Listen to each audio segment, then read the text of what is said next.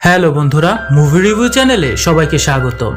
আজ আমি তোমাদের কাছে এক্সপ্লেন করব 2014 এ মুক্তিপ্রাপ্ত ড্রামা রোমান্স ফিল্ম দ্য মেট। এই মুভিটি একজন 18 বছরের ছেলে ও 40 বছরের মহিলার অ্যাফেয়ারের গল্প নিয়ে নির্মিত। একজন 18 বছরের ছেলে ও 40 বছরের মহিলা পরস্পরের জ্বালা মেটাতে কিভাবে তারা একে অন্যের প্রেমে পড়ে আর তারপর কি কি হতে থাকে তা দেখতে মুভি রিভিউর সাথেই থাকো। তো বন্ধুরা, চলো তাহলে শুরু করা যাক আমাদের আজকের ভিডিও। তো মুভির শুরুতে আমরা মুভির লিড ক্যারেক্টার জ্যাককে দেখতে পাই। সে বাহিরের শহরে স্টাডি করে। সে তার বাবা ডেভিডের বাড়িতে ভ্যাকেশন কাটাতে এসেছে। ডেভিডের সাথে জ্যাকের সম্পর্ক খুব একটা ভালো ছিল না, কারণ তার বাবা তার মায়ের ডেথের পর অন্য একটা মহিলাকে বিয়ে করেছিল।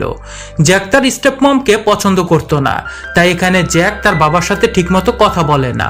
তো পরদিন জ্যাক জানালার পাশে বসে শুকটান মারছিল, আর তখনই তার সুনজর গিয়ে পড়ে 40 বছরের এক সুন্দরী মহিলার উপর।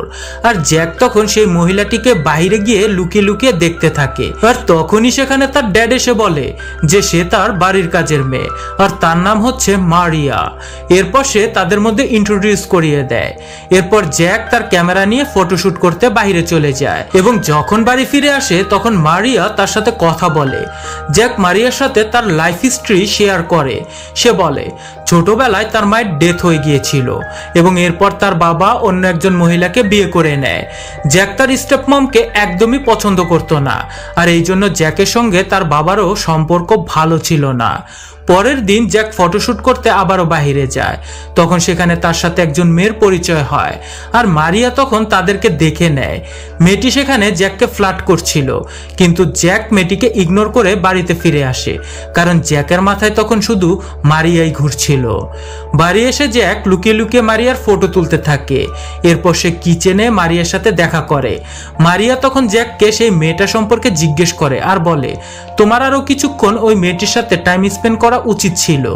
এরপর ধীরে ধীরে এদের দুজনের মধ্যে কথাবার্তা বাড়তে থাকে, আর একে অপরের প্রতি থোড়া থোড়া অ্যাট্রাক্ট হতে থাকে। তারপর একদিন জ্যাক মারিয়াকে তার মায়ের ফটো দেখিয়ে বলে সে তার মায়ের মতো দেখতে।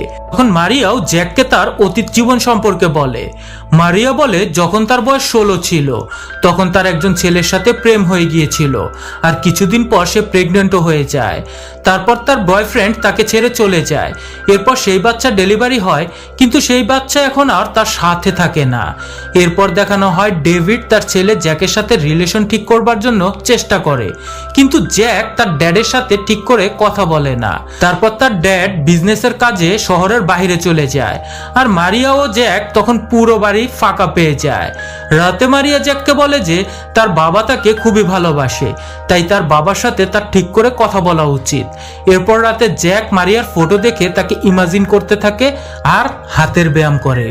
পরদিন সকালে মারিয়ার এক্স বয়ফ্রেন্ড মারিয়ার কাছে আসে, এবং সে মারিয়ার সাথে তার রিলেশনটা ঠিক করে নিতে চায়, কারণ সে নাকি নতুন করে মারিয়াকে আবারও ভালোবাসতে শুরু করেছে। কিন্তু মারিয়া তাকে না করে দেয়, কারণ সে যেই বাটপারি মারিয়ার সাথে করেছিল সেটা মারিয়া এখনো ভুলতে পারেনি। মারিয়া না শুনে মিস্টার বাটপার সেখান থেকে নদক গ্যারা হয়ে যায়। এদিকে জ্যাক লুকিয়ে লুকিয়ে মারিয়া ও তার এক্সের সব কথাই শুনছিল। পরের দিন জ্যাকের বার্থডে ছিল, তাই মারিয়াও জ্যাককে উইশ করে। তখন জ্যাক মারিয়াকে বলে সে তার বার্থডে গিফট হিসেবে মারিয়াকে হাগ করতে চায়। মারিয়ার এটা খুবই আজব লাগে, তাই সে জ্যাককে বারণ করে দেয়। কিন্তু লুচ্চা না শুনে ধর্মের কাহিনী, জ্যাক মারিয়াকে টাচ করতে নেয়, আর মারিয়া এতে রেগে গিয়ে জ্যাককে চড় মেরে দেয়। আর তখন ওই মেয়েটি জ্যাকের বাড়িতে চলে আসে, যে রাস্তায় জ্যাককে ফ্লার্ট করছিল। তখন জ্যাক সেই মেয়েটার সাথে বাইরে ঘুরতে যায়, কিন্তু মেয়েটিকে জ্যাকের মনে ধরে না, তাই সে খুব তাড়াতাড়ি করে আবারও বাড়িতে ফিরে আসে। বাড়ি ফিরে জ্যাক মারিয়াকে কাঁদতে দেখে। সে মারিয়ার কাছে গিয়ে বলে যে সে তার ছেলের মতো হয়, তাই সে তাকে মা মনে করে হাগ করতে চায়। আর তখন মারিয়াও এটা মেনে নেয়, আর সে জ্যাককে হাগ করে নেয়। জ্যাক মারিয়াকে জড়িয়ে ধরে আর হাতাবাতা করতে শুরু করে দেয়। মারিয়াও তাকে থামাতে পারে না, কারণ জ্যাকের হাতাবাতা করায় ততক্ষণে মারিয়ারও চুলকানি শুরু হয়ে গিয়েছিল। কিন্তু কিছুক্ষণ পরে মারিয়া জ্যাককে থামিয়ে দেয় আর বলে তুমি আমার থেকে অনেক ছোট, তাই আমাদের রিলেশনের ফিউচারটা কখনোই ভালো হবে না। কিন্তু জ্যাক তাকে আবারও পটিয়ে নেয়, এবং তারা দুজন তাদের চুলকানি বন্ধে এখানে ফিজিক্যাল হয়। এরপরে মারিয়া জ্যাককে তার বাবার সঙ্গে ঠিক করে কথা বলতে বলে। তারপর মারিয়া যখন কিচেনে কাজ করছিল, জ্যাক তখন পেছন থেকে এসে মারিয়াকে জড়িয়ে ধরে নেয়। আর ঠিক তখনই জ্যাকের ড্যাড বাড়িতে এসে যায়, তাই তারা দুজনও খুব তাড়াতাড়ি করে দূরে সরে যায়।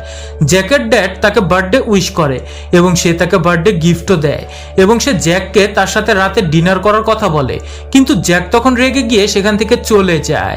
কিন্তু মারিয়া তার পেছনে গিয়ে তাকে মানিয়ে নেয়। এরপর জ্যাক যখন তার ড্যাডের সাথে গিয়ে কথা বলে, তখন তার ড্যাড বলে যে সে সেকেন্ড ম্যারেজ তার নিজের জন্য নয়, বরং জ্যাকের দেখাশোনা করার জন্যই করেছিল, কারণ সে তাকে খুবই ভালোবাসে। এখানে তাদের বাবা ছেলের মধ্যে সম্পর্কটা ভালো হয়ে যায়। পরদিন জ্যাক মারিয়ার সাথে পার্কে ঘুরতে যায় আর সেখান থেকে মারিয়া জ্যাককে তার বাড়িতে নিয়ে যায়। এরপর মারিয়া জ্যাককে তার ছেলে সম্বন্ধে বলে যে খুব ছোটবেলায় কার অ্যাক্সিডেন্টে মারা গিয়েছিল। মারিয়া তার ছেলের মৃত্যুর কথা বলতে গিয়ে খুবই দুঃখী হয়ে পড়ে। জ্যাক মারিয়ার দুঃখ দেখে মোটেও সহ্য করতে পারে না, তাই সে মারিয়াকে সুখ দেবার জন্য সেখানে মারিয়ার সাথে ফিজিক্যাল ক্লাসটা করে নেয়। তারপর বাড়িতে ফিরে এসে জ্যাক তার বাবার সাথে ঠিকমতো করে কথা বলে। এরপর দেখতে দেখতে জ্যাকের ভ্যাকেশনটা শেষ হয়ে যায়। জ্যাক মারিয়ার সাথে দেখা করে তাকে গুড বাই কিসও দেয়। এরপর জ্যাকের বাবাও জ্যাককে হাগ করে। এরপর জ্যাক সেখান থেকে চলে যায়। তারপর মারিয়াকে দেখানো হয় যে তার মাকে বলে যে সে প্রেগনেন্ট। এটা শুনে মারিয়ার মা খুশিতে তাকে জড়িয়ে ধরে নেয়। আসলে মারিয়াকে জ্যাকই প্রেগনেন্ট করে দিয়েছিল। মুভির শেষ সিনে দেখানো হয় মারিয়া জ্যাকের দ্বারা গর্ভবতী হয়ে খুবই গর্বিত ছিল। আর এই মুভিটি এখানেই শেষ হয়ে যায়।